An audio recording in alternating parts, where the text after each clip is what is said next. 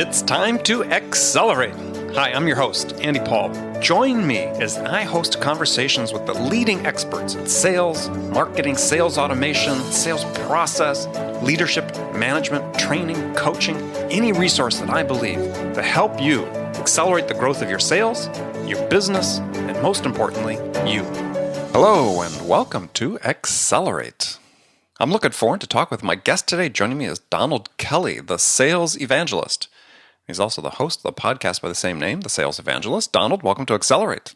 Thank you so much, Andy. I'm getting ready to accelerate, seatbelts on, and everything's ready to go, man. Here we go, man. So take a minute, introduce yourself. How'd you get your start in sales? And maybe even start back earlier, because what brought you to this country? Cool, man. And I think it all ties together. The host of Sales Evangelist podcast, as well as founder of the Sales Evangelist, sales training and coaching. And I moved to the U.S. when I was 9. My family moved here, and as a kid in Jamaica, I always saw my family just like you want to make something happen, you have to hustle. My dad was an entrepreneur, and just like I saw cousins and aunts, they had little shops and things of that nature. So in my mind, if you want to make money, you had to sell something. So as a kid, I would get mangoes from the front yard, and I didn't mess with the coconuts; they were too heavy to peel. But try to sell them in a front yard, or get cookies and try to sell those cookies as well in little baggies and so forth. So it came into my nature that if you want to make something, you want to make some money, you have to go out and create a business. You have to sell. So sales just became a part of my lifestyle. So, and with an outgoing personality, everyone and their mom was like, "Oh my goodness, you have an outgoing personality. You should go in sales." Which is a horrible idea, first of all. And because I listened to them and I started to go, I realized that my personality alone wasn't going to cut it. I did well in B2C, post, during college and so forth. But when I went into the professional world, I saw that I had a struggle with the B2B. And why was that? I felt that one of the main issues was I didn't know, I was afraid. It was a lot of it came down to fear. I didn't know how to talk to an executive to have a conversation like that. I felt I could relate to somebody behind a door when I did door-to-door security, or an individual to a class. It's one person, but I just saw the CEO in my mind as the most big, important person, and I couldn't talk with them, and that prevented me to articulate myself. So, and I didn't have the proper training as far as sales training, some of those techniques you needed as you go after B2B clients, how to prospect to them and so forth. B2C, I go knock on a door and I'm doing door-to-door security, and, bada bing, bada boom. But here, it was a little bit more difficult, and I went through some formal sales training, and that's when I started to see results, and I started to see improvement, and I was like, oh my goodness, there's so many new sellers like myself, maybe they don't have the opportunity to get formal sales training. So I started TSC, the Sales Evangelist podcast. And as a natural byproduct of that, people started to ask, could I do coaching? Could I do some speaking for them? Or could I train their team and what I know? And they started to develop and so forth. And then we started making money on the side. So my wife and I put a plan in place. And last year, I left my full-time corporate software sales job. And this is what I do now, fun times. Took the plunge. I jumped off, man. Jumped off. There you go. Swimming with the sharks. Yes, sir. So what are you evangelizing then? So, a very specific connotation to sales evangelist. Is there something new, a new approach, a new way of selling? And I don't necessarily know if there's a new approach that I'm evangelizing. I'm evangelizing the process of effective selling. I'll explain this. The majority of sales pros, especially in a lot of small, mid-sized companies, they never have the opportunity to receive formal sales training. So they sell based on instinct and based on what they see on the movies or what they see society depict a great seller to be. And unfortunately, that doesn't lead to success. And you usually find that you may find onesie or twosies, some folks who are just like a natural born, but that percentage is very, very, very, very low in comparison to the majority of people out there selling who are hitting their heads against the wall and don't have high retention rates in companies. So my job was, what I wanted to do was focus on the fundamentals that I've seen to work, that to be effective. Being able to prospect, being able to ask the appropriate question, being able to develop and sell value, being able to utilize your relationships, and being able to have a formal sales process, what to do and when to do it. Those were some of the things that initially made a huge difference in my sales performance. And that's what I wanted to evangelize. And I focused on new and incoming sellers and people who were transitioning from other fields. And as a byproduct of that too, I have a lot of veterans who listen to their podcasts, and a lot of the veterans sales managers hire me because they see that I am really good with the fundamentals. Does that make sense? Sure.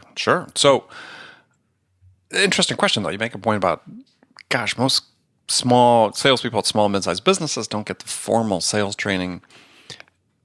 But it brings up an interesting point, which is, okay, what are they doing? There's 2 points really. What are they doing to develop themselves? Because you talk about desire, you talk about hustle. There's hundreds of sales books published every year. There's hundreds of sales podcasts like yours and mine. I haven't counted, but I presume there are hundreds, if not more. There's all these resources that are now so instantly available to sales reps and people much more accustomed to going online to find the information they need. What's holding them back? I mean, it doesn't mean they still don't need assistance from a coach like you or somebody like me, perhaps, but what's holding them back from taking that first step to really educating themselves about it?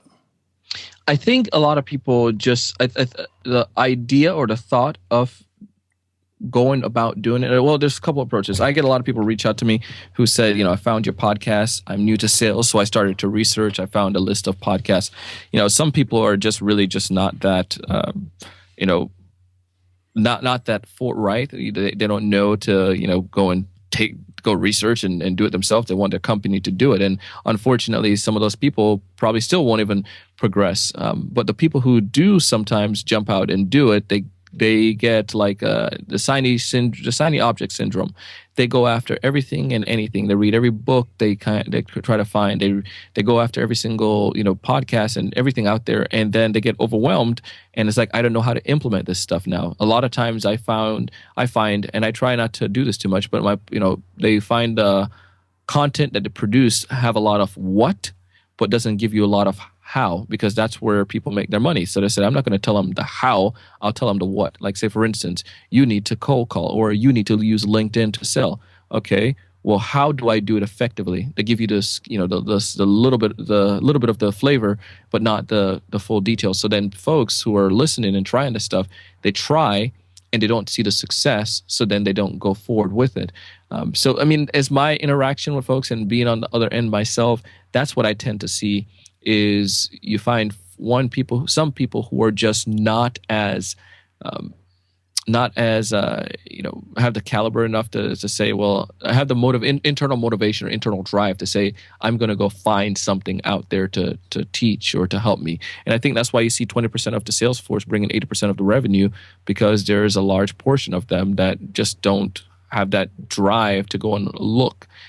They'll follow the instinct. And I also think a lot of it has to do with pride for some folks.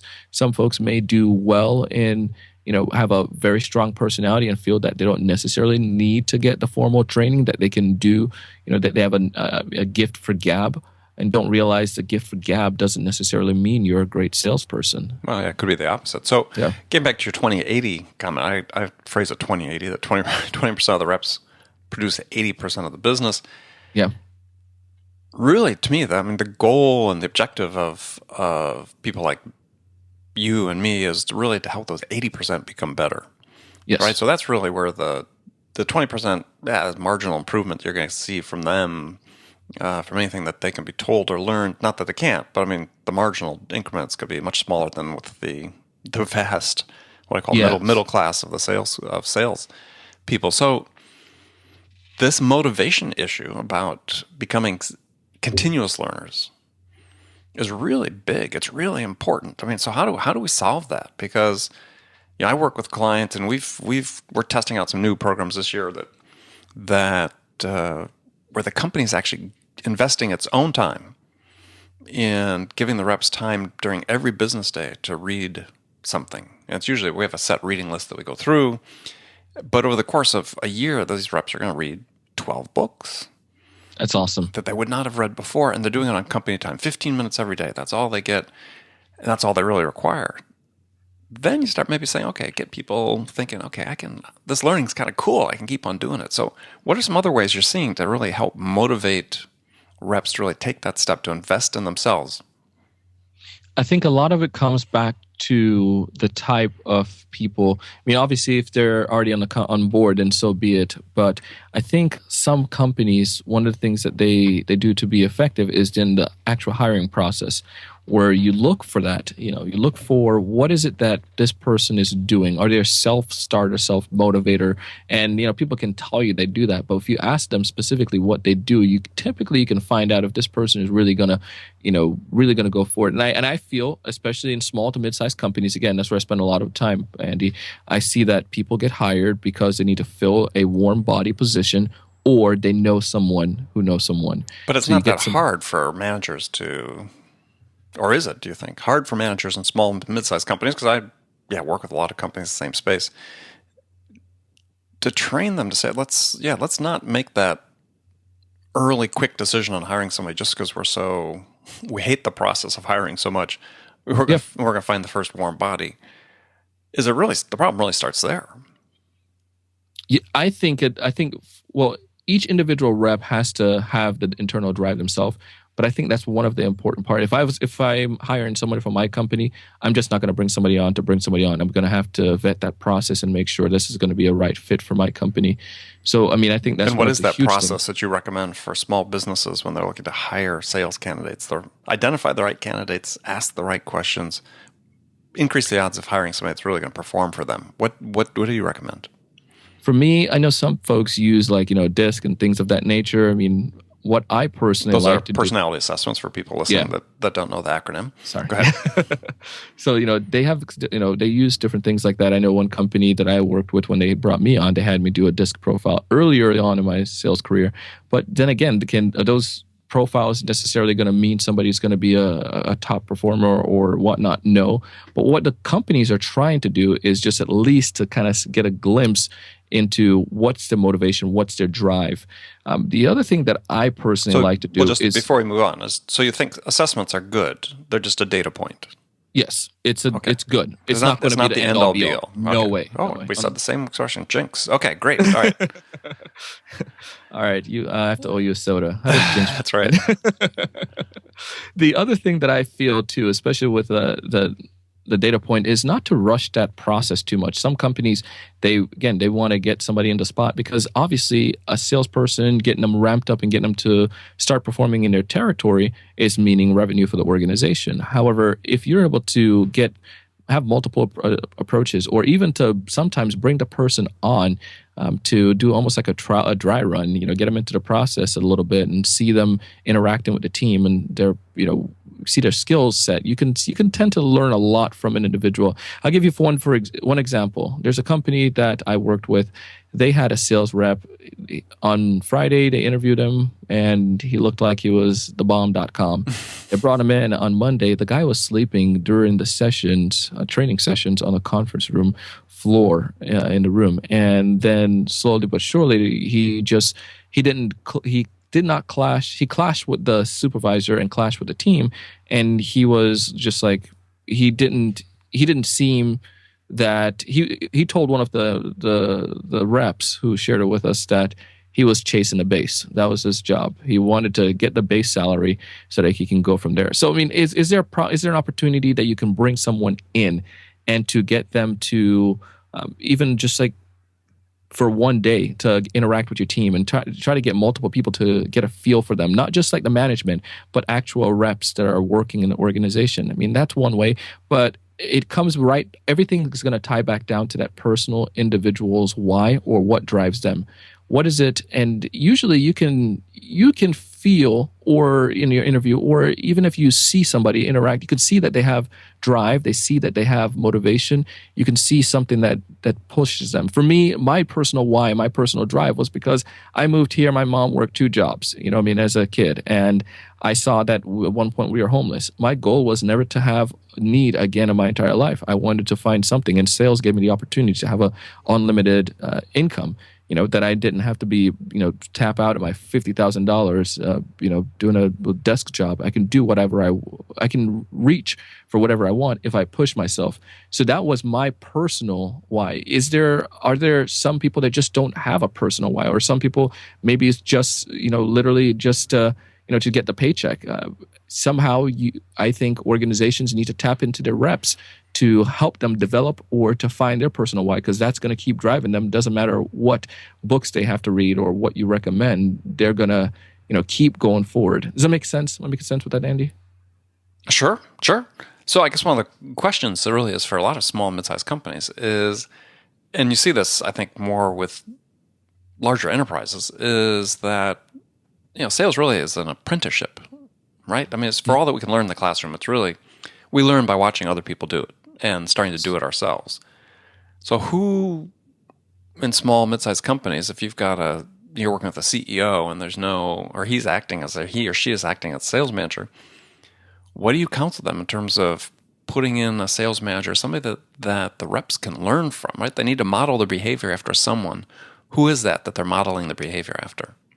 I usually recommend that they need to get a coach. They need to hire a sales manager / coach, not someone that could be inside their organization, not necessarily like you or a me or anything like that, but somebody who's there on a day-to-day basis. Because unfortunately, the CEOs, what I've seen sometimes is that they get overwhelmed and they have so much that they're doing that they can't necessarily sit down and do the training. I'm not talking about you take your top rep and then you make them into a manager, because top rep, that I've seen that backfire a lot too, because usually with that top rep becoming a sales manager, one, you're cutting off their ability to perform because now you have them doing the management work, and two, because someone is like Michael Jordan is a great basketball player, but it may not be the best manager for a team, Charlotte Bobcats and so forth. Well, the first part I think is really the most germane for most companies is that you have someone that's really good at doing, if they're your top rep, they're really good at bringing business in. So why do you want to take them out of that role? Unless they have a real desire to become a manager, but... Sure, yeah, and at that point, obviously you can get them management training and develop them into coach. Many don't, though. What's that? Many don't have that desire. And I had those situations where I don't want to have to worry about other people's problems. I want to make my money at certain points of my life. I just wanted to, get the dollars. And I was more than willing to give my advice and, help with other folks who, new guys who came in. And obviously that's a passion for me. That's where I started a podcast. I wasn't getting paid for that. But it's, some people really just, it's not a part of their desire to climb ladders. But I would recommend that any CEOs, any managers, any small business, they need to find, if you're trying to get a rep, you need to find somebody that's going to guide that rep. You need to find somebody that's going to be there to guide them. One of the mistakes, a small company I worked for early on, fresh out of college, Andy, they took the management role. We had a sales manager, but they made her a selling manager as well. And then they took her away from... Right. Performing with us. Some people saw there were some little conflicts of interest there as well, because she has to perform as well.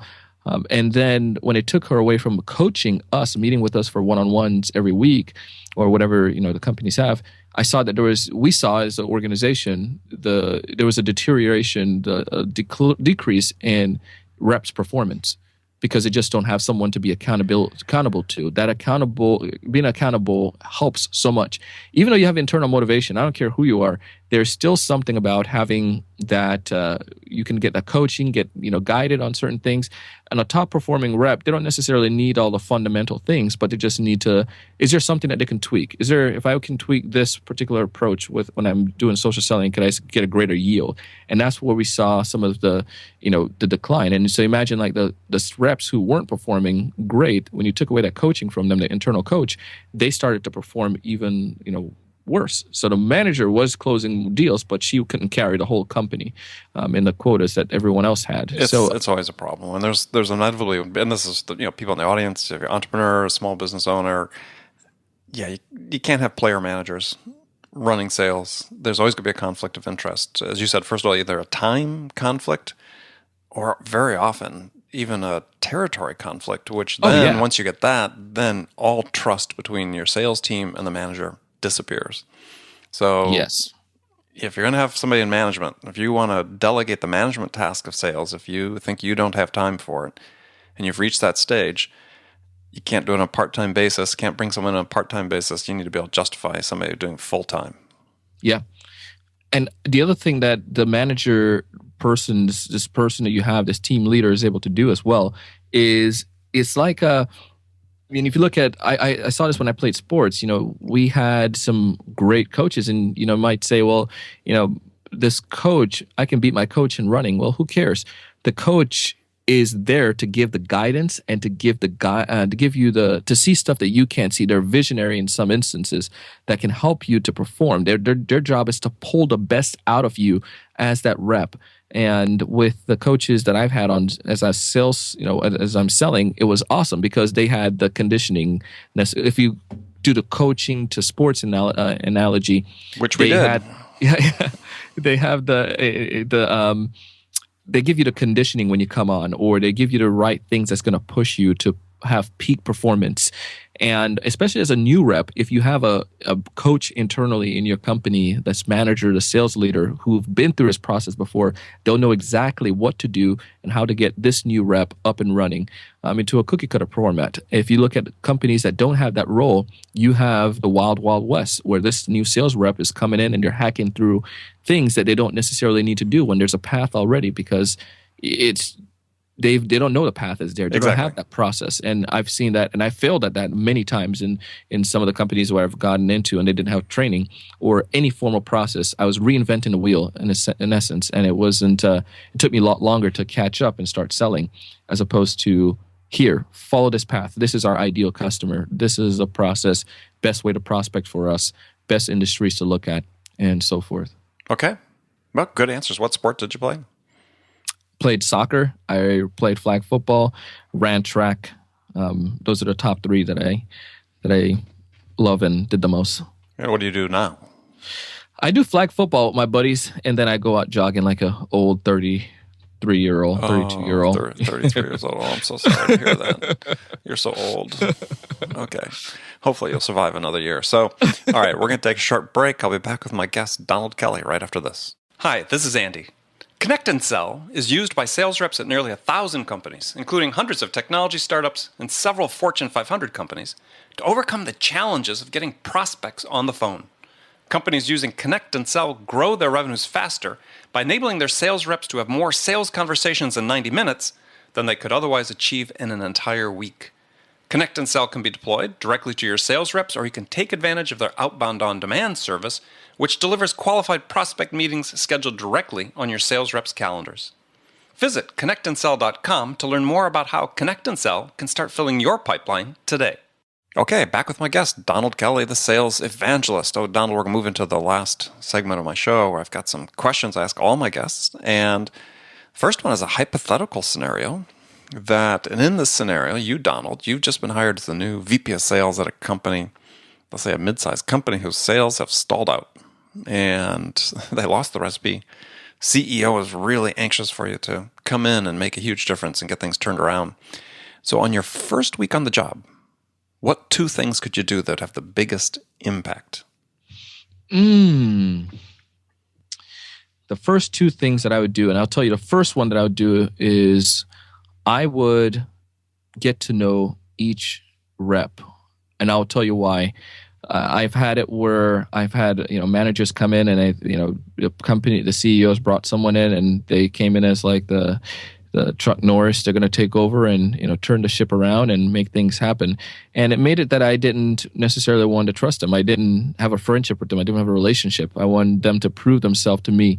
So one of the things that I would do is to make sure that I got a chance to really connect with each of the rep, if at all possible. For a mid-sized company, you probably have a better chance of doing so. But people usually like to connect with someone that they feel. A leader in any organization, the best way you're going to motivate people is through your example and through the way that you make them feel. If I can help somebody to recognize someone recognize that I'm their coach, that I'm here to help them, and to feel that I actually genuinely care for them, I have a better chance. More than looking at any reports and studying any graphs and so forth, it's people, the one-on-one. I'm thoroughly convinced on that. Okay, so back to they don't care what you know as long as until they know that you care. Exactly. Okay. So that's the very first thing that I would do. And then the other thing that I would do is really interesting. I would really come to understand, I would try to get a deeper understanding of the company as a whole. One of the the things that I've seen flawed is many times you bring a manager in to an organization and it's almost like a silo share. Is there something that I can do to learn from every single organization in the company that can help me? And that's been very, very helpful, from customer service to marketing, of course, but to also just like the HR department, the finance department. If there's a way that I can really connect with everyone in the company and understand what is it that separates us from everybody else, that makes us so, so awesome. I feel that connection, the internal support, the best way to destroy an organization is from inside out. And I feel the best way to grow an organization is from inside out as well. If I can get everyone in that company to understand the importance that it's not, even if they don't like the word sales, but understand growth, that we are all here to grow together. We need to grow because everyone needs to be a salesperson in that company. And if I can, again, build a relationship with them and understand how they help them understand how they perform in the company to help the company grow. How does customer service help the company grow? How does HR? How does finance? All of those areas, I feel that I have a better chance. It's getting the internal ship ready first. And I usually see a lot of time it's a culture that you really have to change. So those are the first two things that I would do. I mean, the numbers, anyone can go and study the numbers and can look at that stuff. But if I tend to recognize if marketing thinks the sales team's stupid, or if customer service feel that they're no, that never happens. Crappy, or customer service feels like, okay, these sales reps are getting these crappy folks, and I can't really, we're doing is just tech calls. We can't, they're selling stupid stuff or selling the wrong things, promising the fault, the wrong ideas. You usually can tell that those are some of the things that affect the culture. You get the sales team, and then you get the company, and then you can do all of the other stuff. It's going to be easier to look at the numbers. All right, very good. All right, so now I've got some maybe shorter questions to answer. The first one is, when you, Donald, are out selling, what's your most powerful sales attribute? I would say my most powerful sales attribute when I'm out selling, someone once told me is, and I guess it goes back to, you heard in some of my answers already, in order to be successful, do the opposite of what everyone else is doing. So what I like to do is to think creatively, and then to think personally. Some people have, you probably heard the statement, treat others the way that you would like to be treated. However, that's not necessarily true. The way Andy would like to be treated is totally different than the way Donald would like to be treated many times. So I would like to treat people the way that they would like to be treated. And when I do a personal approach to folks, do something different compared to everybody else, I tend to see that a little bit more results. So I like to be as personalized as much as possible. I know it sounds vague, but it's little things, even like the way I prospect sometimes. When I'm trying to get after certain type of clients, I might use a social connection, but then I send stuff personally in a mail. And then when I'm able to meet with them, I'm able to utilize those personal things that I'm able to learn, as opposed to make it just a sales call, as opposed to a personal connection. Sure. Okay. Good answer. So if there's one thing you could change about your business self, what would that be? Business self or business itself? Business self. My business self. If there's one thing I would change, it's a good question, Andy. I would say it would be my be more to fine-tune processes. I love processes, and maybe that's just the reason why I pick on myself in that area. I feel that I have a lot of processes, but I feel that too many.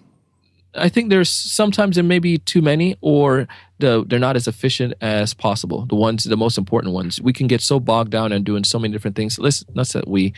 I could get so bogged down on doing so many different things that I don't focus on the ones that are the most important. So you might have a process for, helping, the company do this, but is that going to drive revenue?